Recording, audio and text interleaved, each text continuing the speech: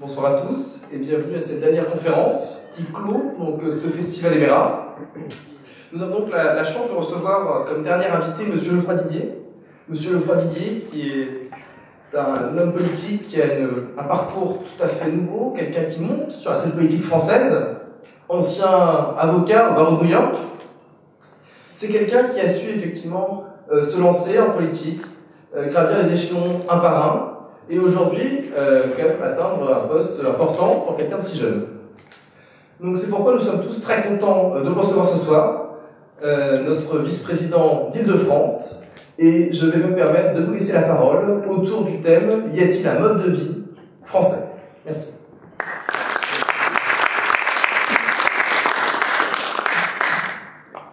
Merci beaucoup. Moi, ce que je vous propose, c'est que je ne vous fasse pas un long discours, mais plutôt que je fasse une petite introduction et après qu'on échange et que vous me disiez, vous aussi, quelle est votre conception de l'absence ou de la présence d'ailleurs d'un mode de vie français, et puis qu'on puisse vraiment échanger au maximum. Vous savez, la nouvelle génération politique, je crois aussi qu'elle doit partir du principe qu'elle n'a pas de baguette magique, qu'elle est en construction permanente, que le travail qu'elle mène est forcément itératif, hein. On se construit et on se nourrit des autres. Et je crois d'ailleurs que si aujourd'hui il y a un vrai manque de crédit de la parole publique, c'est précisément parce que les responsables politiques n'écoutent plus les Français.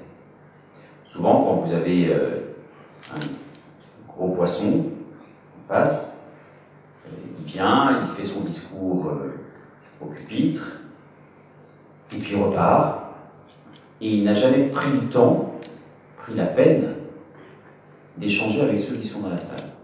Et je trouve que c'est un problème, et c'est un problème qui commence à se voir, et qui commence à se sentir.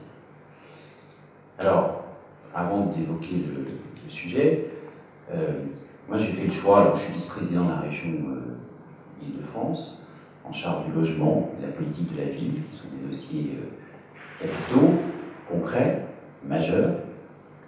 Et j'ai fait le choix aussi d'exercer mon métier en parallèle, parce que je ne veux pas dépendre du système politique.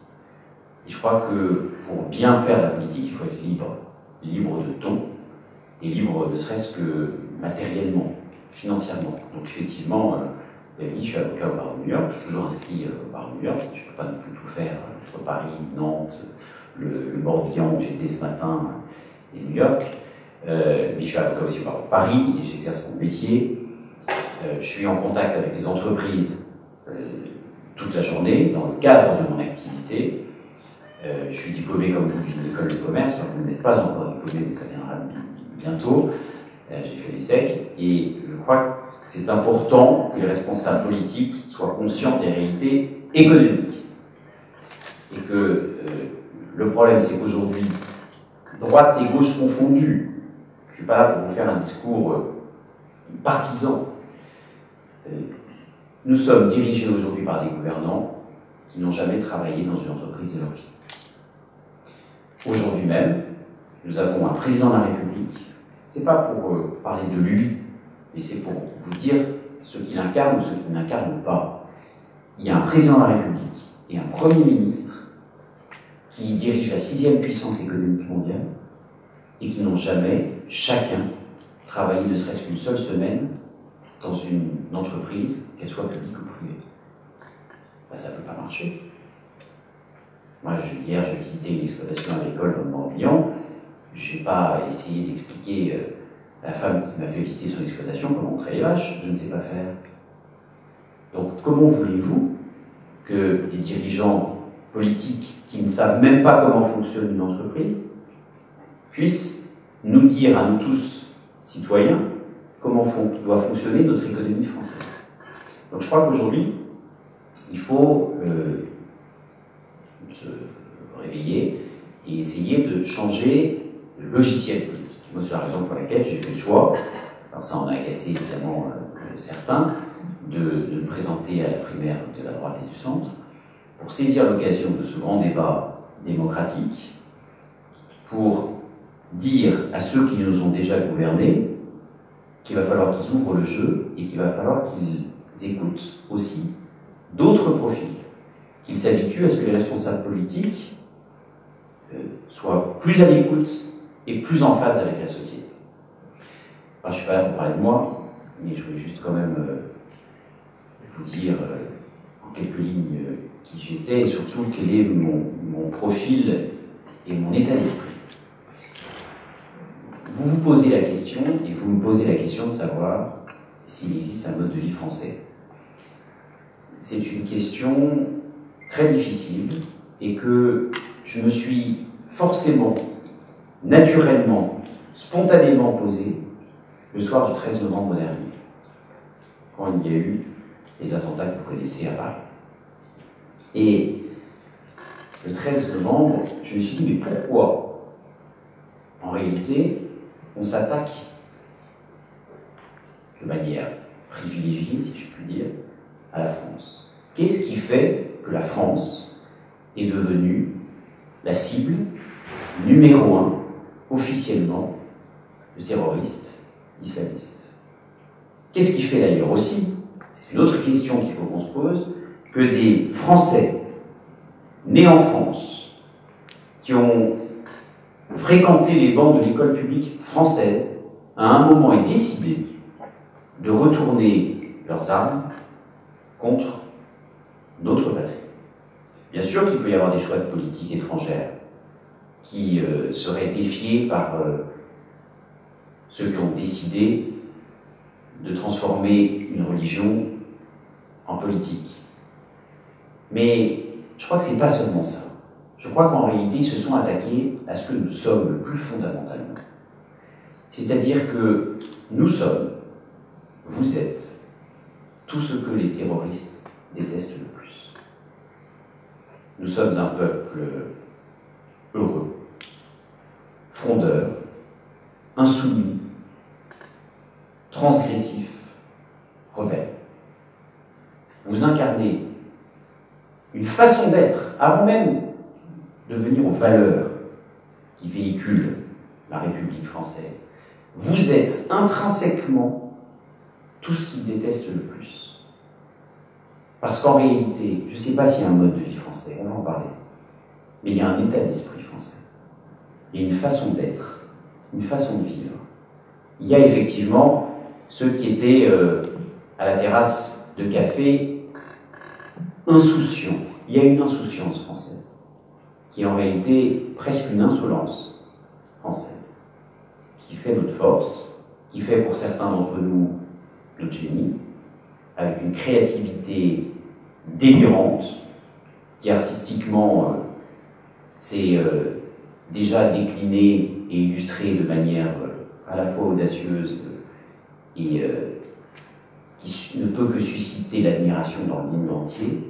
Mais il y a avant tout un ADN français qui est l'exact inverse de ce que tous ceux qui veulent imposer leur idéologie tentent de véhiculer.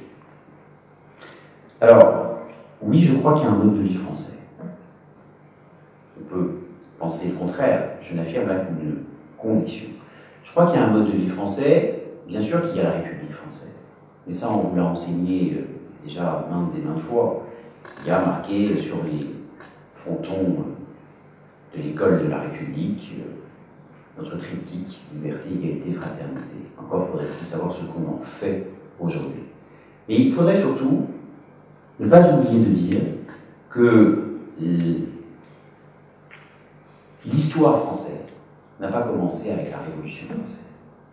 Que l'histoire française n'a pas commencé avec la République française.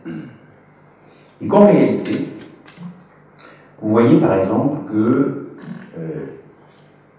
l'esclavage a été aboli, je ne parle pas de la Martinique et de la Guadeloupe, mais que l'esclavage a été aboli en France dès le VIe siècle sous la pression de l'Église.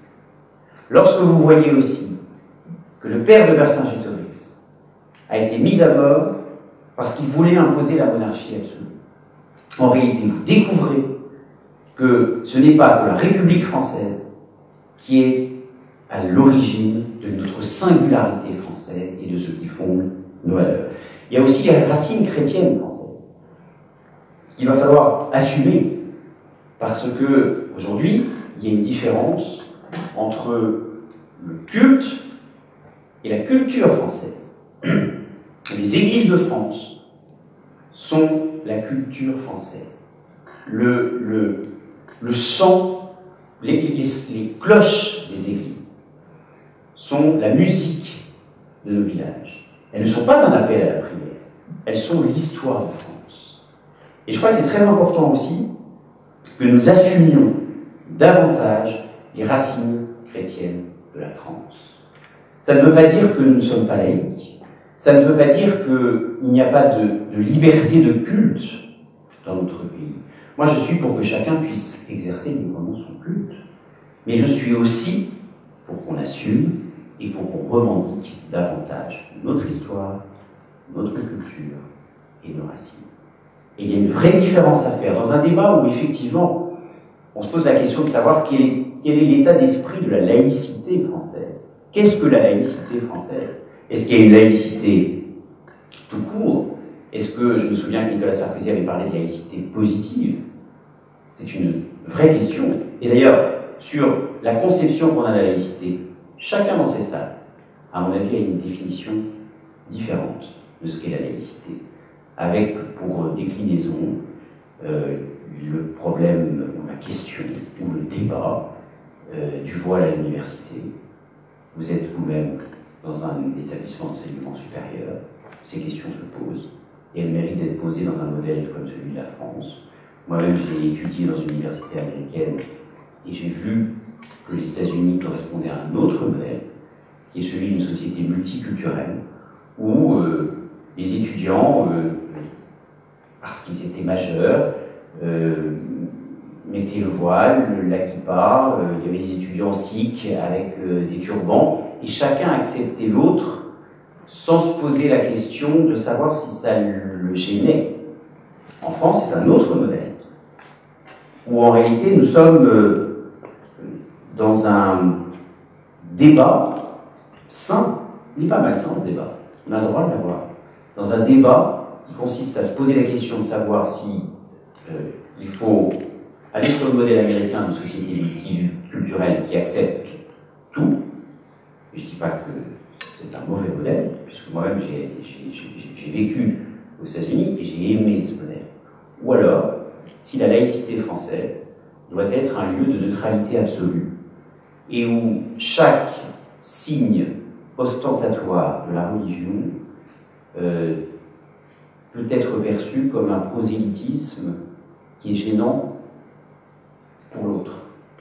Ce sont des vraies questions de citoyens qu'on doit se poser et qui ne sont pas faciles. Qui ne sont pas faciles d'abord parce qu'on a chacun souvent une croyance religieuse, que selon moi, la religion se vit doit se vivre sereinement, librement, mais aussi dans l'intimité, mais que je comprends aussi qu'on puisse avoir d'autres points de vue et que certains aient envie de faire vivre leur religion et de la faire connaître à autrui. Ce sont des vrais débats qu'il faut qu'on n'hésite pas à se poser et que vous, qui êtes majeurs, évoluant dans un lieu d'enseignement supérieur de bonne tenue, vous avez tout à fait le droit de vous poser. Alors, je crois aussi que nous devons assumer et revendiquer ce que nous sommes.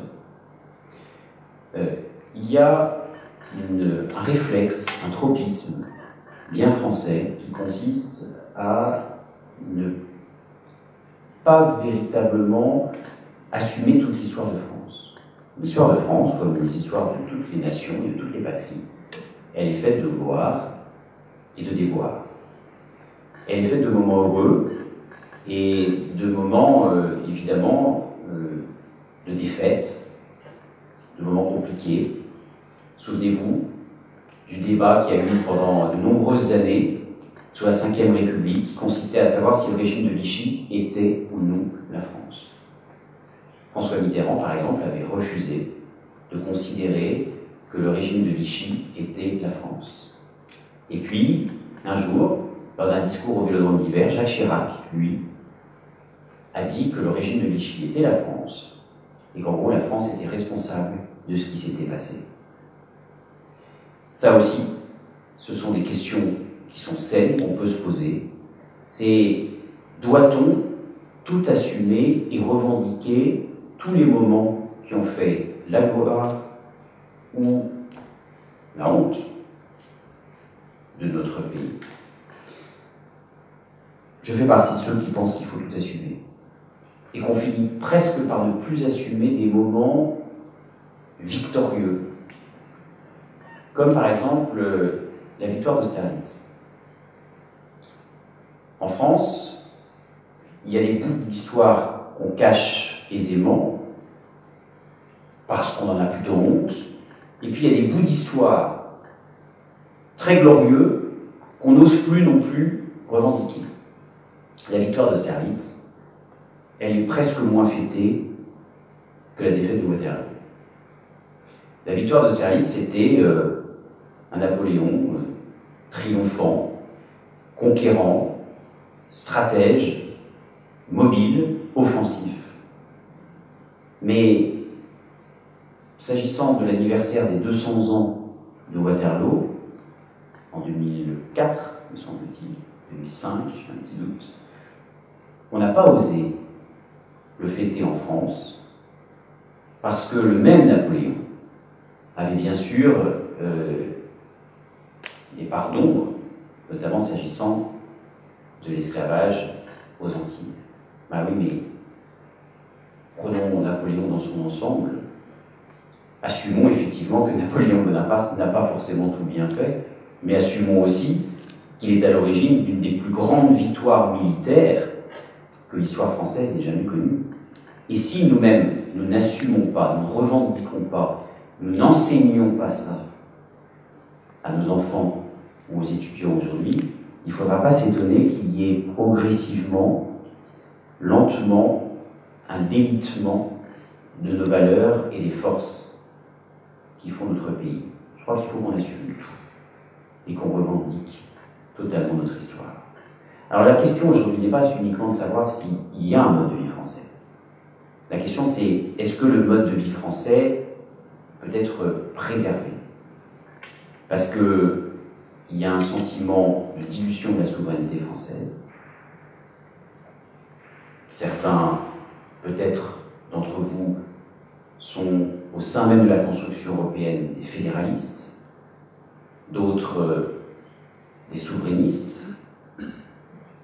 Beaucoup veulent l'Europe des nations, mais il y a un sentiment de dilution de la souveraineté qui est très partagé, du fait que, par exemple, l'Europe s'est élargie, sans toujours nous poser la question de savoir si nous étions d'accord. En 2005, il y a eu un référendum sur la Constitution européenne. Les Français ont tranché librement, souverainement, en disant à une courte majorité non. Et puis ensuite, quelques années plus tard, les responsables politiques, réunis à Versailles en congrès, ont décidé en réalité de s'asseoir sur la décision populaire. Donc aujourd'hui, il y a ce sentiment de dilution de la souveraineté qui est très partagé. Et en réalité, un sentiment de perte de maîtrise de notre destin. Parce qu'on vit dans la mondialisation, que la mondialisation est un fait, c'est une chance sur beaucoup d'aspects, et en même temps c'est un risque. Et puis il y a un sentiment d'effacement identitaire. Il y a beaucoup de nos concitoyens qui considèrent aujourd'hui que, et je choisis mes mots, que l'islam politique est devenu un problème dans un pays dont les racines sont chrétiennes. Moi, je vous dis, mes convictions, elles sont très simples et très claires. Et je vous ai déjà d'ailleurs commencé à vous les faire partager il y a quelques instants. Nous sommes dans un pays de culture chrétienne, de racines chrétiennes, où chacun doit pouvoir exercer son culte librement et sereinement, mais dans un cadre républicain. C'est-à-dire que dès qu'une personne instrumentalise sa religion à des fins politiques, dès qu'une personne se sert de sa religion comme un dessein politique, nous sommes hors champ de la laïcité française, de l'état d'esprit de ce que doit être, selon moi, la laïcité française. C'est la raison pour laquelle, en 2011, et j'ai soutenu activement cette loi, le Parlement a décidé de voter une loi qui consiste à interdire le port de la burqa dans l'espace public. Alors, là où les gouvernants ont été relativement hypocrites, c'est qu'ils ont expliqué que c'était fait pour empêcher la femme de se cacher, parce que, ne serait-ce que pour des contrôles d'identité, chacun doit être à visage découvert. Mais en réalité, cette loi n'a pas été faite pour ça. Cette loi a été faite pour dire à tous ceux qui seraient tentés par le communautarisme que la France résisterait et qu'elle imposerait la laïcité et le maintien des valeurs républicaines face à ceux qui voudraient faire de leur religion un projet politique. Et d'ailleurs, j'estime que c'est la première vertu de cette loi. Aujourd'hui se pose la question de la présence ou non du voile à l'université. Moi, ça m'intéresse de savoir ce que vous en pensez. Je crois aujourd'hui que tout ce qui peut... C'est une vraie question à laquelle j'ai beaucoup réfléchi, et je crois que, vu les risques de communautarisme d'un côté, et malheureusement de manque de tolérance de l'autre, qui s'exacerbe, il y a de plus en plus de nos concitoyens et beaucoup de jeunes qui vont voter Front National aujourd'hui. Je crois que nous sommes dans une période, en tout cas, où dans la société française, on a intérêt à garantir la neutralité et à refuser le prosélytisme dans l'espace public ou dans le cadre d'un service public comme celui de l'éducation. C'est-à-dire que, alors même que j'ai évolué dans un cadre américain fait d'une société multiculturelle, je crois qu'en réalité, nous ne pourrions pas aujourd'hui imposer le modèle américain en France. Parce que ce ne serait tout simplement pas accepté. Et que ça exacerberait les tensions plutôt que ça n'apaiserait la société française. C'est ma conviction. Enfin, je crois au modèle de l'assimilation. L'assimilation, je ne sais pas si vous avez entendu parler de ce débat, qui peut vous paraître théorique, mais qui en réalité ne l'est pas, qui est celui entre l'intégration et l'assimilation. Une personne qui vient vivre en France, qui s'installe en France, doit-elle pouvoir conserver ses origines, sa façon de vivre du pays dont elle est originaire, ou doit-elle s'assimiler totalement à la société française? Romain Gary, qui est un auteur que j'aime particulièrement, avait cette phrase « Je n'ai pas une seule goutte de sang français, et pourtant la France coule dans mes veines ». Pour moi, c'est ça l'assimilation. C'est-à-dire que d'où que vous veniez, quoi que vous croyiez, à partir du moment où vous installez, que vous choisissez la France doit vous submerger par sa singularité, par son génie, par sa culture.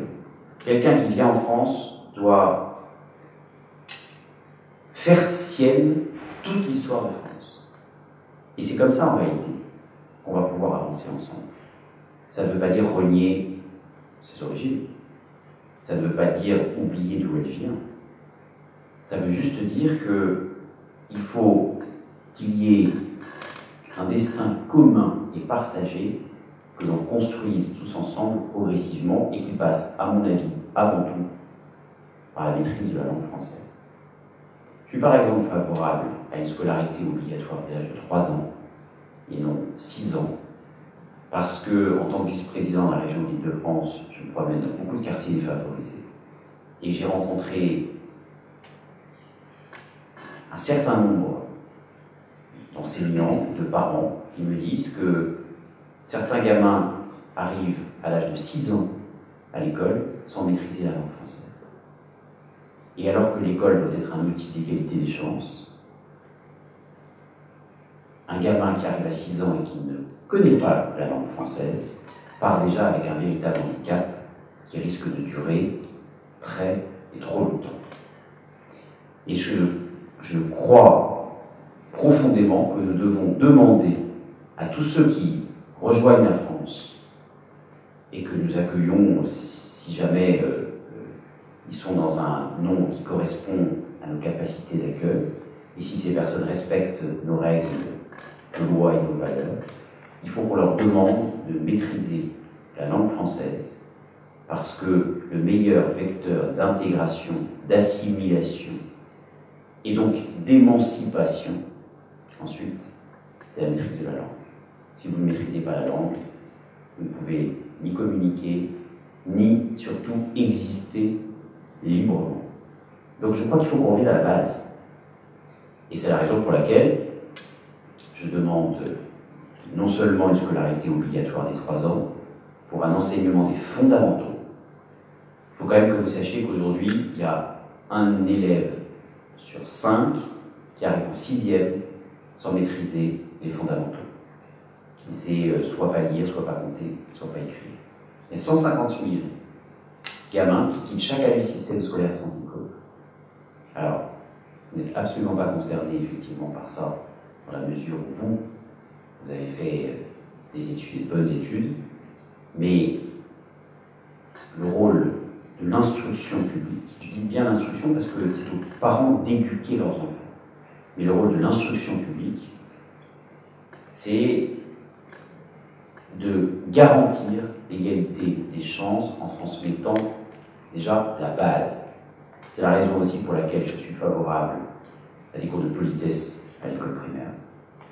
Alors c'est pas la politesse pour le plaisir de la politesse, même si la courtoisie d'ailleurs fait partie de la singularité française, mais tout simplement parce qu'on ne transmet plus le respect, la discipline et l'autorité. Ou en tout cas, on le transmet de moins en moins. On la transmet de moins en moins dans les familles, du fait d'ailleurs de l'éclatement de beaucoup de familles, de la monoparentalité, de la difficulté aussi économique et sociale dans certains quartiers, du fait que beaucoup de femmes, et tant mieux, se sont mis à travailler, et donc ont aussi moins de temps pour éduquer leurs enfants. Et donc je crois que c'est important que, dès l'école primaire, c'est-à-dire au plus jeune âge, les enfants puissent apprendre à se respecter et apprendre à respecter la discipline et l'autorité. Et enfin, je suis pour des véritables cours d'éducation civique à l'école, pas l'éducation civique telle qu'elle est prodiguée actuellement, où souvent c'est le professeur d'histoire qui en même temps fait l'éducation civique, mais comme, et c'est pas de sa faute, le professeur d'histoire n'a pas pu terminer son programme, mais bien l'éducation civique passe à l'as. Non, je crois qu'on ne peut pas demander aujourd'hui à un jeune de 18 ans de devenir un citoyen éclairé, de pouvoir voter, s'il ne maîtrise pas, ne serait-ce que la vie des institutions de la République. Donc, je suis vraiment pour le retour de la transmission. Et la clé, à mon avis, je ne vais pas être trop long, je vais vous laisser la parole, la clé, à mon avis, est dans la transmission. Transmission de notre histoire, de ce que nous sommes depuis le départ, transmission de nos racines, en assumant toutes nos racines, et transmission de nos valeurs, le respect, l'autorité, la discipline, le mérite. On est dans une société qui ne valorise plus beaucoup le mérite. Et je dis ça alors que je suis tout sauf décliniste. Je ne sais pas si vous avez vu Alain Finkielkraut qui est venu ou qui devait venir, je crois, dans le cadre de ce festival. Moi, j'aime beaucoup ce que dit Alain Finkielkraut. Et en même temps, je lui reproche une forme de déclinisme où on a l'impression que tout part à volo et que la France va s'effondrer dans quelques années. Je ne le crois pas. Moi, je crois au génie de la France, au fait que la France a des atouts incroyables. Et c'est d'ailleurs en allant vivre à l'étranger que j'en ai pris toute la mesure.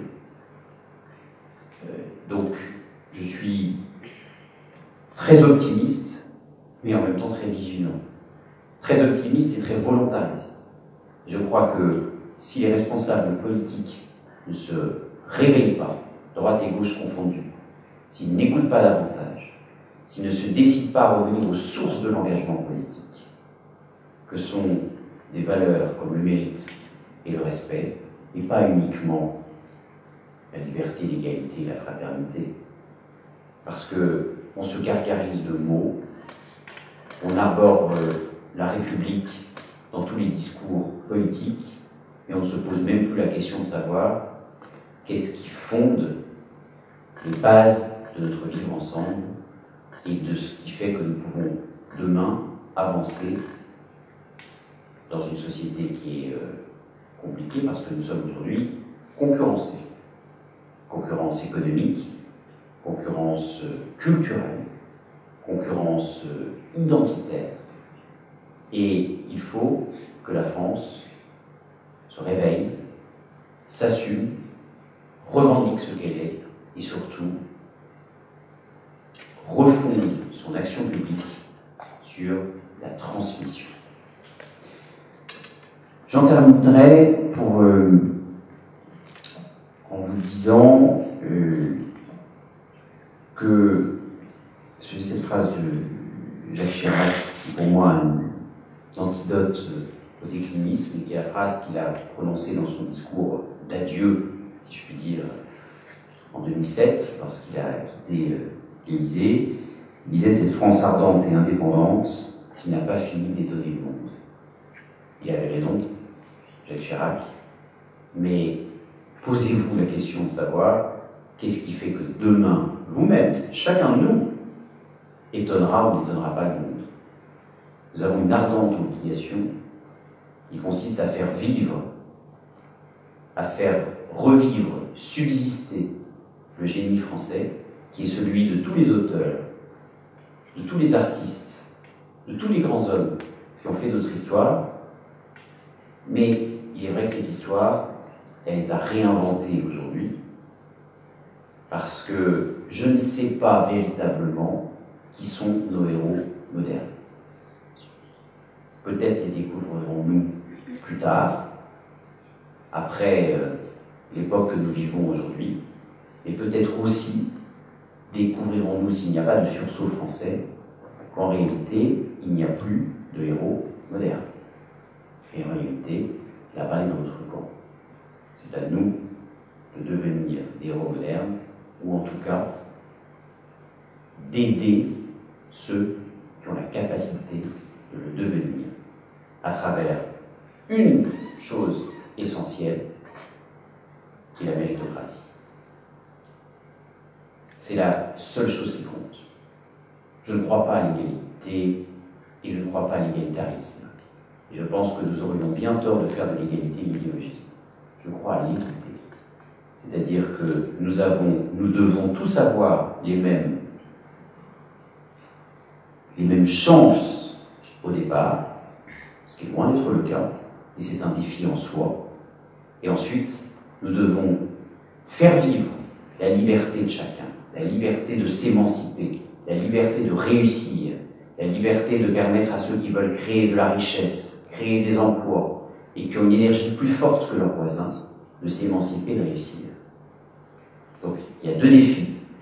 Il y a celui de permettre l'égalité des chances au départ, et il y a ensuite le devoir de libérer les énergies pour tous ceux qui ne se contentent pas de l'égalité des chances et qui veulent, parce qu'ils sont plus ambitieux que d'autres, parce qu'ils veulent mieux réussir, parce qu'ils veulent gagner de l'argent, parce qu'ils veulent faire vivre leur talent.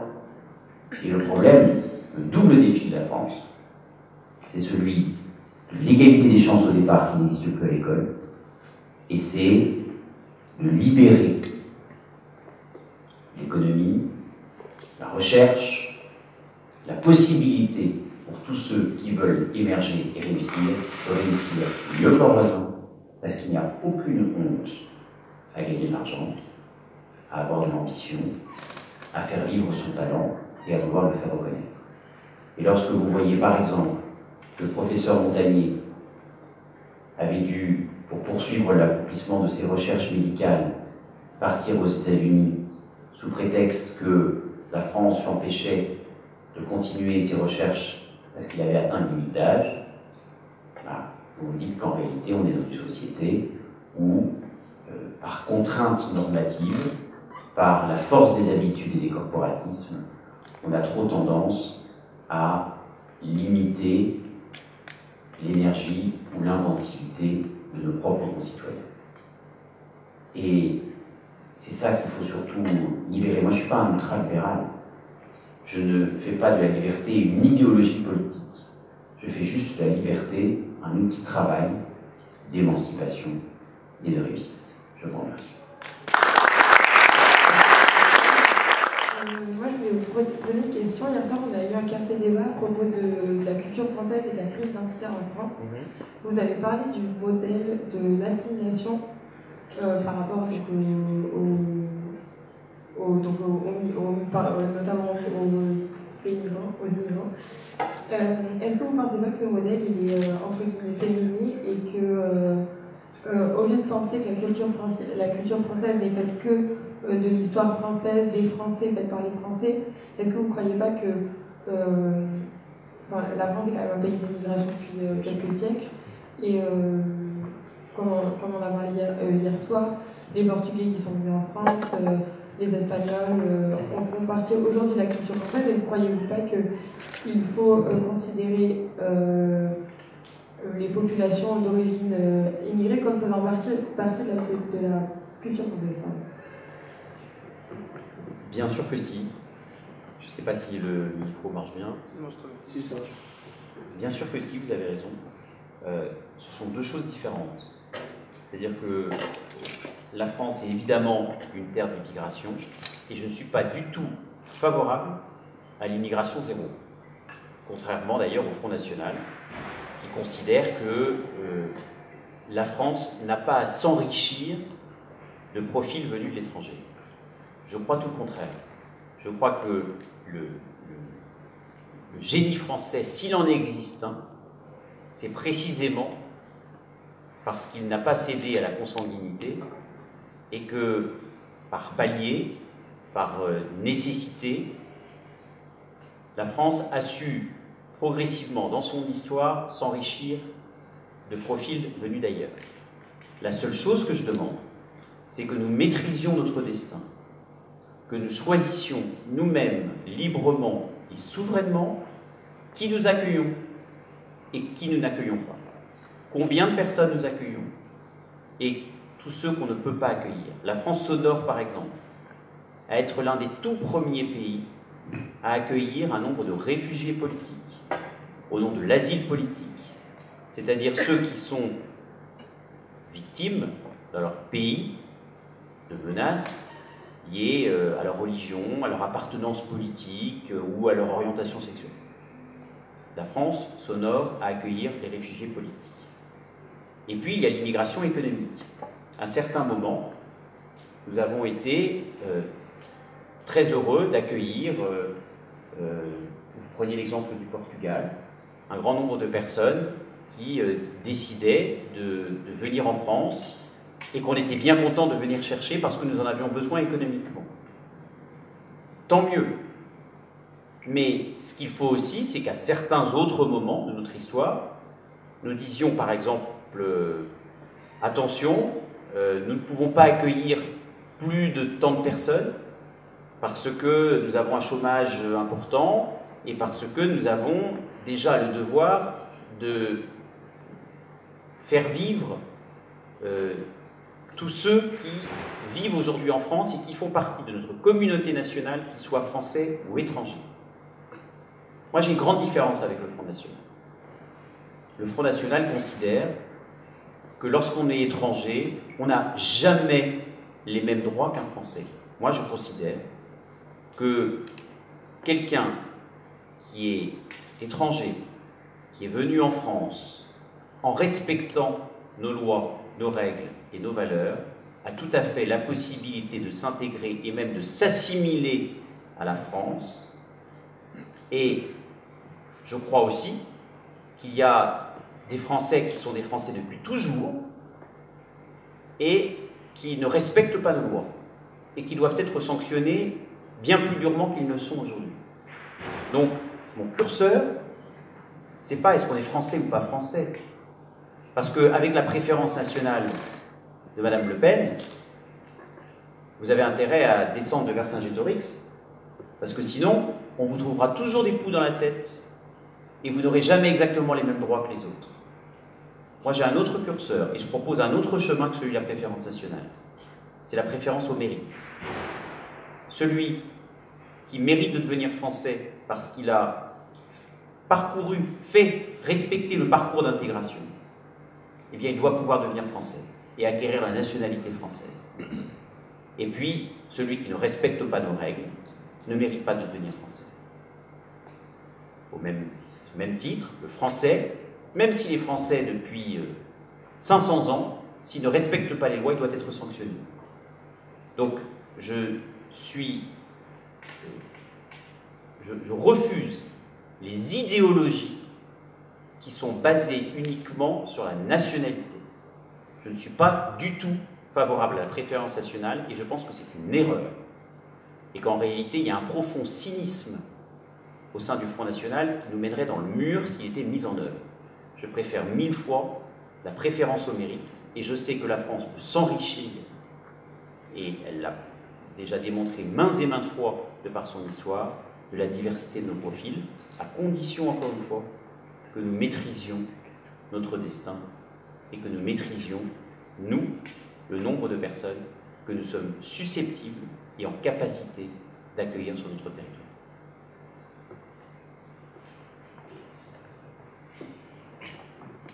Merci. Alors, le micro marche, non? Oui, on croit qu'il marche pas. Oui, c'est vrai, on s'en compte pas. Oui, alors donc, là on a parlé d'immigration, maintenant je voudrais parler un peu de la relation entre le mode de vie et l'économie. Vous en avez parlé un peu, par exemple, comme vous disiez, oui,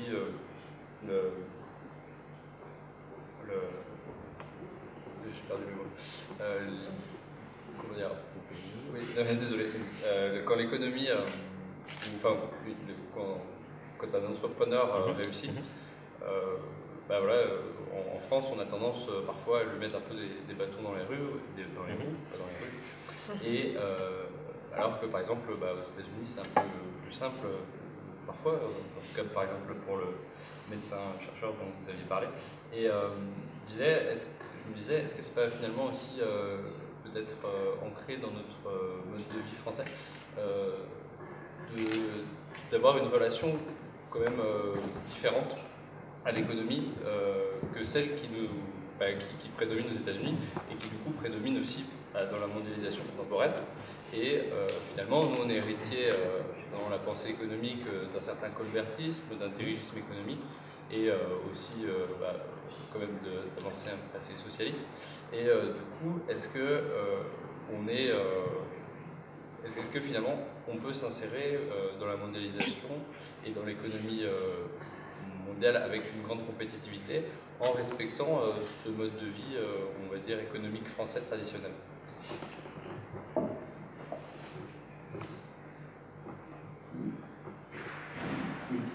Je crois, et en fait très peu de responsables politiques, ce micro marche très bien.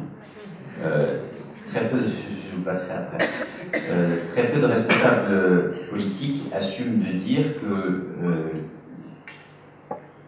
le modèle économique français ne convient pas. Moi, je pense que le modèle économique français ne convient pas du fait, comme vous venez de le dire très justement, justement qu'en France, on n'assume pas de réussir. En France, quand vous allez aux États-Unis, que vous voyez quelqu'un avec une belle voiture, vous posez la question de savoir comment vous pourriez avoir la même. En France, vous pensez, soit vous le jalousez, soit vous le suspectez d'être un fraudeur ou un voleur.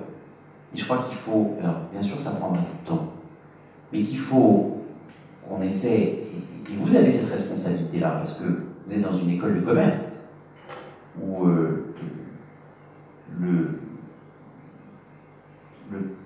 la productivité ou le gain économique ne sont pas des gros mots.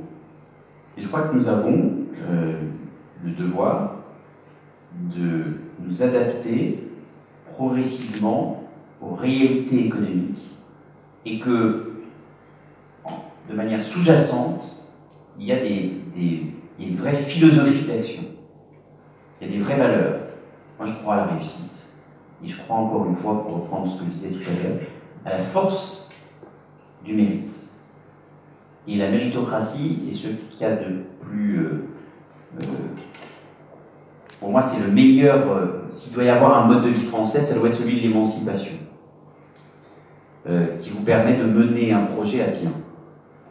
Qui vous permet de commencer à créer une entreprise dans un garage et à vous dire que vous pouvez devenir Bill Gates ou Steve Jobs. Parce que si vous créez une entreprise et vous n'avez pas la furieuse envie de réussir, ben je vous conseillerais plutôt de faire autre chose. Si vous portez vos convictions en étant responsable politique et que vous n'avez pas envie de porter vos convictions au plus grand nombre, je me conseillerais à moi-même de faire autre chose. Si vous n'avez pas envie, quand vous commencez à devenir peintre, de devenir Van Gogh, ce serait dommage. Je ne dis pas que l'ambition est une obligation. Il faut être totalement libre de mener son talent ou son envie à bien ou pas à bien. La seule chose, c'est qu'il faut avoir la possibilité de la mener à bien si on le souhaite. Et c'est ce que j'ai appelé l'égalité des chances tout à l'heure. C'est ce que j'appelle le modèle du mérite. Et qu'en réalité, nous sommes dans une société où ce n'est pas uniquement le modèle économique, mais c'est notre modèle social qui finit par peser sur nous. Je suis par exemple favorable à ce que les allocations sociales, tout compris, n'excèdent jamais 75% du SMIC. Pour que travailler se rapporte toujours plus que de vivre des allocations sociales. Je ne suis pas en train de vous dire que la France ne doit pas être solidaire. Bien sûr qu'il y a des personnes qui sont exposées à la crise, qui sont fragiles socialement et qui méritent d'être aidées. Mais je crois que travailler doit toujours être mieux récompensé que de vivre, que ce soit pour de bonnes ou de mauvaises raisons, de la solidarité. Je suis vice-président de la région Île-de-France en charge du logement. Et je contribue, avec un budget important au sein de la première région de France, au financement du logement social. Moi, je ne suis pas contre les logements sociaux. Je pense qu'il y a des personnes qui méritent d'être aidées dans notre pays et qui méritent notre solidarité publique avec l'utilisation de l'argent public. L'argent public qui, d'ailleurs, je vous le rappelle, n'existe pas. L'argent public n'étant que la somme des impôts privés de chacun. Mais je suis aussi favorable à ce que la solidarité aille toujours de pair avec la responsabilité. Et c'est pour ça que dans ma philosophie d'action sur la politique du logement social, je dis oui, il faut qu'on finance des logements sociaux et qu'on finance la solidarité, mais en même temps, un logement social ne doit pas devenir une rente à vie. Quelqu'un qui rentre dans un logement social doit comprendre qu'il est subventionné par la collectivité et doit, au moment où il rentre dans le logement social, se poser la question de savoir quand est-ce qu'il en sort. Pour que d'autres qui attendent notre solidarité puissent aussi en profiter. Et puis parce que ce n'est pas un modèle en soi. Et j'estime, et c'est là où j'en veux à l'idéologie socialiste, c'est qu'à force de nous inculquer l'égalitarisme comme un modèle de société, comme si nous devions tous être égaux, non pas au départ, mais à l'arrivée, on commet une erreur. Moi, je suis pour qu'on soit égaux au départ, ce que je vous disais être l'égalité des chances, que ceux qui méritent d'être aidés et qui méritent des amortisseurs puissent en bénéficier, mais si ceux qui méritent d'être aidés doivent pouvoir en bénéficier, il faut aussi que ceux qui n'ont pas besoin d'aide et qui veulent réussir puissent le faire très librement et aller haut et loin. Donc, en réalité, c'est tout un modèle de cohésion et même de cohérence, pas seulement de cohésion, qu'il faut réinventer. Aider ceux qui le méritent, mais libérer aussi la possibilité de réussir de tous ceux qui bossent, qui ne se posent pas de questions et qui ont envie d'avancer et d'aller très haut, très loin. Excusez-moi, je comprends tout à fait votre critique je comprends tout à fait votre critique des problèmes du modèle social français, tout comme on peut constater effectivement l'efficacité, on va dire, d'un modèle américain plus libéral. Mais ce que je veux dire, au-delà du modèle économique, c'est peut-être aussi justement le mode, peut-être pas le mode de vie, mais enfin la manière dont on considère la réussite et la méritocratie aux États-Unis et en France, moi me semble assez différente, et c'est ça qui est intéressant par rapport à la question du mode de vie. C'est qu'aux États-Unis, on va avoir tendance à glorifier la réussite personnelle. L'American Dream, c'est celui qui est parti de rien pour arriver au sommet. Et ça se calcule souvent en termes économiques. Et du coup, ce que je voulais dire, c'est est-ce qu'il n'y a pas aussi une place de l'économie en France qui est différente par rapport aux autres modèles plus libéraux, et du coup est-ce qu'on n'a pas un mode de vie qui est plus axé sur aussi peut-être une recherche de l'éducation intellectuelle, et est-ce que le mode de réussite en France, c'est peut-être moins le cas maintenant, mais pendant un moment c'était peut-être plus finalement devenir, faire une grande école, devenir énarque, et pas forcément avoir une réussite capitalistique. Alors, je ne parle pas uniquement d'économie, et quand je dis réussir, je ne veux pas dire uniquement faire fortune. Enfin, moi, j'essaie de réussir en portant mes convictions au plus grand nombre. L'ambition, à moi, n'est pas de faire fortune, sinon je ferais pas de politique. On n'est pas censé d'ailleurs faire fortune quand on fait de la politique, sauf exception. Et donc, ce que j'ai vu aux États-Unis, moi, quand j'étais étudiant à Harvard, j'ai vu des jeunes de mon âge dont les parents tenaient une blanchisserie et qui, par la force de leur mérite, de leur travail, et par l'aide aussi que leur apportait le gouvernement américain ou des structures privées américaines, grâce à leur mérite, sous forme de bourse au mérite, leur permettait de faire. Étudier aux États-Unis, ça coûte peut-être $50 000 par an. Si vous n'avez pas de parents qui peuvent vous donner $50 000, comment vous faites? Eh bien, les États-Unis se sont organisés pour permettre à ceux qui, malgré les contraintes économiques, faisaient vivre leur travail et leur mérite, de pouvoir le faire et de monter encore davantage grâce au développement des bourses au mérite. En Île-de-France, dans la région dont je suis aujourd'hui vice-président, le conseil régional d'Île-de-France, qui était socialiste depuis 17 ans, avait supprimé les bourses au mérite. Mais au nom, pardon d'y revenir, mais j'estime que c'est majeur, parce qu'en réalité, on est dans un choix capital entre deux modèles de société.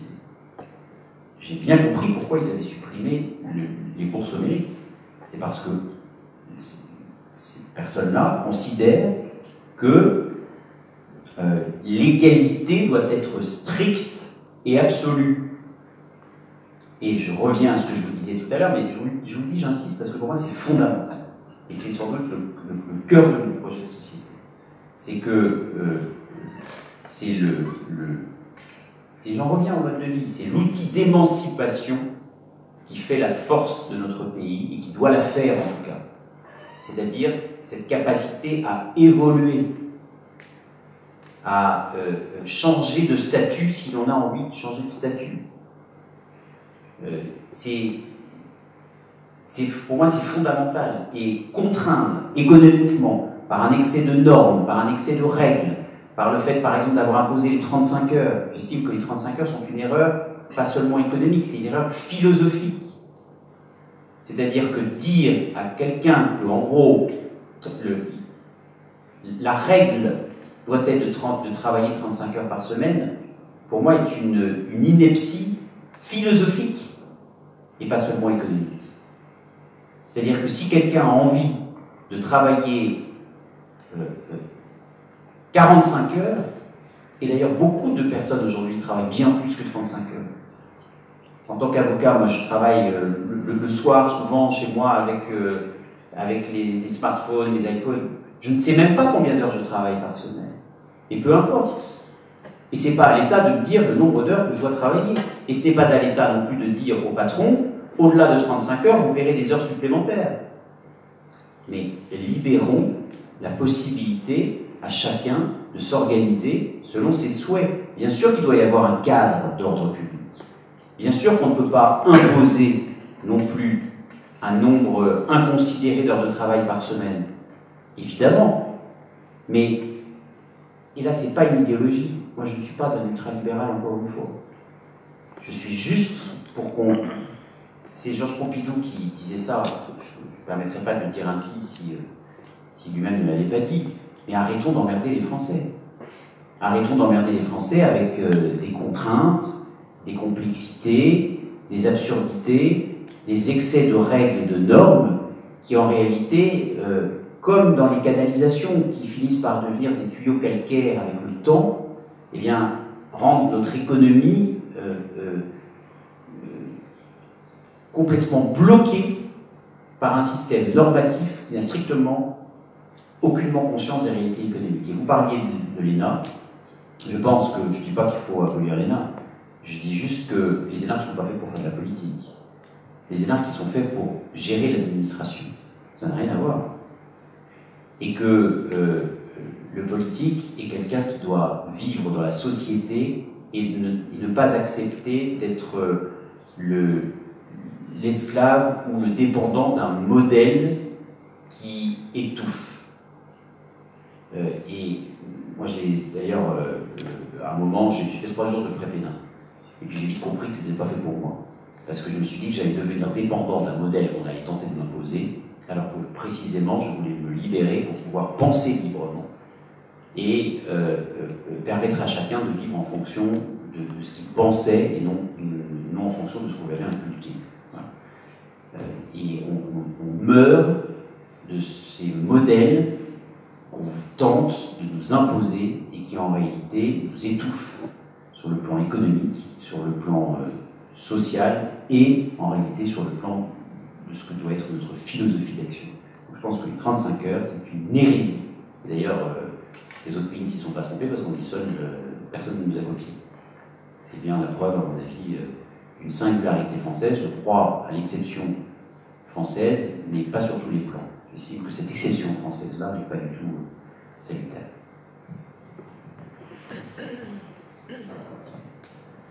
Je ne sais pas si j'ai totalement répondu à votre question. Peut-être l'occasion d'y répondre plus amplement tout à l'heure.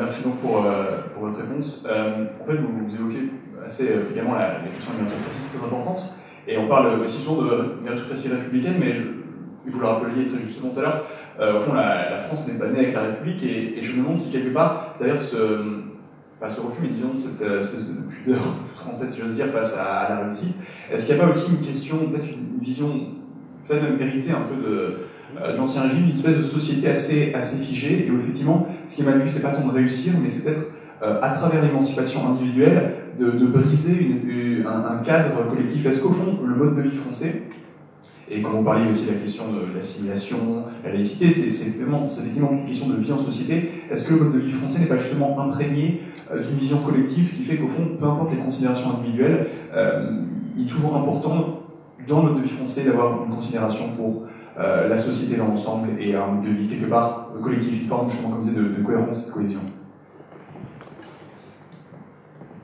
Je crois que vous avez tout à fait raison qu'en réalité, tous nos blocages s'expliquent, enfin beaucoup de nos blocages s'expliquent par le fait que nous avons connu la monarchie et que nous n'en sommes jamais véritablement sortis sur certains aspects.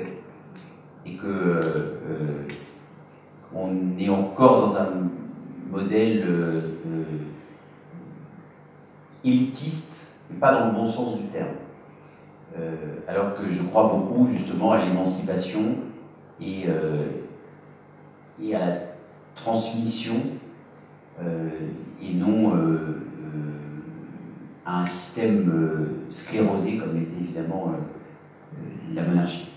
Donc je crois que enfin, je vous suis totalement là-dessus. Il n'empêche que c'est notre histoire, hein, on l'assume encore, que c'est une histoire passionnante, hein, mais que c'est à nous de faire évoluer ce modèle. C'est-à-dire que quand je vous dis on assume l'histoire, on la revendique, ça ne veut pas dire qu'elle doit nous plomber. Ça ne veut pas dire qu'elle doit nous imposer une force d'inertie. L'histoire, c'est quelque chose de vivant, c'est à nous de créer notre propre destin. Il faut se sentir... il faut assumer notre histoire, mais se sentir totalement libre de la faire évoluer. C'est totalement... D'ailleurs, quand vous regardez le peuple américain, lui n'a pas une monarchie, mais il s'en cherche une, souvent. Les Américains sont très adeptes des dynasties. Il y a eu les Kennedy, il y a eu les Bush. Ils se cherchent des princes et des rois qu'ils n'ont jamais eu. Nous, on a coupé la tête du roi et on ne l'assume pas toujours très bien, on le vit difficilement et on se complaît parfois dans une forme de collectivisme qui, pour moi d'ailleurs, dont la traduction la plus contemporaine est le modèle syndical, qui aujourd'hui a souvent tendance à plomber notre économie. Moi, je suis par exemple favorable à la fin du financement public des syndicats. Alors ça, je peux vous dire que quand vous expliquez ça, accrochez vos ceintures, parce que ça ne plaît pas à tout le monde. Mais nous avons un taux de syndicalisation de 8% dans notre pays. Pas énorme, 8%. Les syndicats, moi je respecte totalement les syndicats, mais je prends acte du fait qu'ils n'ont réussi qu'à convaincre 8% des salariés. Et j'estime aujourd'hui qu'ils ont une place, pour certains d'entre eux, dans le blocage de l'économie, qui est bien supérieure à 8% de capacité de nuisance. Donc moi je suis favorable parce que, comme en Allemagne, les syndicats vivent des cotisations de leurs membres. C'est pas honteux que de dire ça. C'est-à-dire qu'ils n'auront de financement qu'en fonction de leur capacité à convaincre et à susciter l'adhésion parmi les salariés. Mais aujourd'hui, notre économie est souvent plombée par quelques syndicats qui font beaucoup plus de bruit que leur représentation réelle dans une entreprise ou dans un modèle social, et qui, par soif de collectivisme, imposent à chacun leur vue. Ah non, moi je crois à la liberté individuelle, je crois à la capacité à chacun de s'organiser, que ce soit pour un patron d'entreprise ou pour un salarié, et d'ailleurs d'avoir un contrat de travail avec des horaires de travail qui ne sont qu'issus de la rencontre de volonté entre un patron et son employé. C'est-à-dire que je suis pour que chacun puisse s'organiser librement dans un cadre évidemment quand même de décence. Hein. C'est pour ça que je disais qu'on ne va pas imposer à quelqu'un de travailler 72 heures par semaine, bien évidemment.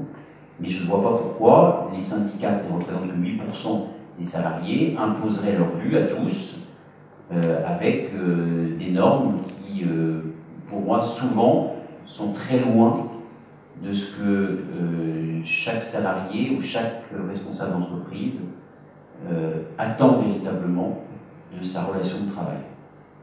Donc, là, on est en train de me dire qu'il faut que je parte pour prendre mon train. C'est dommage de conclure sur les syndicats, dont sur la CGT, contre laquelle je n'ai rien a priori, mais qui, par sa force d'inertie ou par sa capacité à tenter de bloquer les réformes de structure pèse sur la liberté de chacun. C'est ça que je veux dire. Donc c'est la raison pour laquelle je crois que là aussi il faut qu'on prenne nos responsabilités et qu'on dise aux syndicats, bah, vous vivrez non pas de l'argent public. Il y a un rapport parlementaire, qui est un rapport Perruchot, que l'Assemblée nationale n'avait pas osé publier et qui enseigne à chacun de nous qu'il y a 5 milliards d'euros de financement public des syndicats chaque année. Moi je veux bien, mais je ne vois pas pourquoi nous financerions avec le fruit de notre travail et avec nos impôts 5 milliards d'euros par an à la CGT et aux autres. Si la CGT avait si bien permis l'émancipation et la liberté économique de nous tous, il n'était basé que sur le mérite, ça se saurait. Elle a souvent eu tendance à bloquer notre économie, ce qui fait que par manque de courage, je termine par là, les responsables politiques n'ont pas mis en œuvre les réformes de structure que les Français attendent et sont tout à fait prêts à vivre. Regardez, c'est pas une question d'âge. Hein. Moi, je suis le plus jeune des candidats à la primaire. Moi, je dis qu'il n'y a pas de candidat trop vieux, donc il ne peut pas y avoir de candidat trop jeune. Et j'observe par exemple qu'en Italie, Matteo Renzi est arrivé et est devenu Premier ministre à 39 ans et qu'il a fait en 2 ans les réformes en matière économique, les réformes de structure que ceux qui nous gouvernent, droite et gauche confondus en 30 ans, n'ont jamais eu le courage de faire. Donc on ne me dise pas que c'est une question d'âge, c'est une question de volonté, de détermination et, j'en terminerai par là, de courage politique. Ce qui manque à nos politiques, c'est le courage.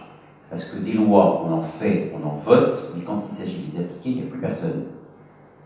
Qu'on ne vienne pas nous dire, alors François Hollande nous a parlé du choc de simplification, que les choses sont de plus en plus simples. Je vous parlais tout à l'heure de la loi sur la burqa, c'est la droite qui l'a fait voter, donc c'est pour ça que je vous dis, c'est droite et gauche confondues. Elle n'est pas appliquée sur le terrain. Pourquoi? Parce qu'on est très fort pour dire, pour parler, pour se gargariser de mots dans les journaux télévisés et dans les couloirs de l'Assemblée nationale, et quand il s'agit de veiller à la mise en œuvre concrète sur le terrain des lois que l'on fait voter, il n'y a plus personne.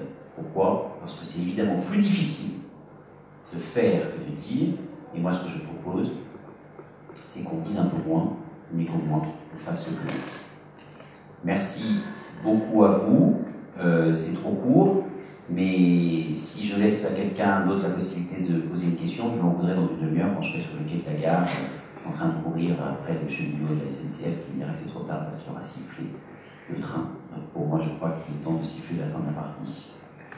Merci beaucoup.